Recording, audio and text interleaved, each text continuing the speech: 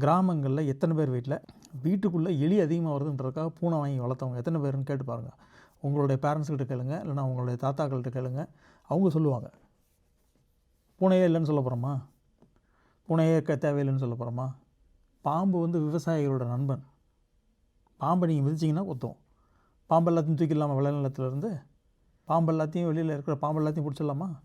பாம்பு வருது, உள்ளே போகுது, இதில் போகுது, நான் தெரியாமல் மிதிச்சிட்டேன், பாம்பு கொத்திடுச்சு, எல்லா பாம்பையும் பிடிச்சி தூக்கிடுங்க பார்க்கலாம். எலிகள் எல்லாம் நீங்கள் உங்கள் விளைச்சல் முடிகிறதுக்குள்ளே எலியெல்லாம் சாப்பிட்டு போயிடும். ஒரு நல்ல விவசாயிகிட்ட கேளுங்க, புரியும்.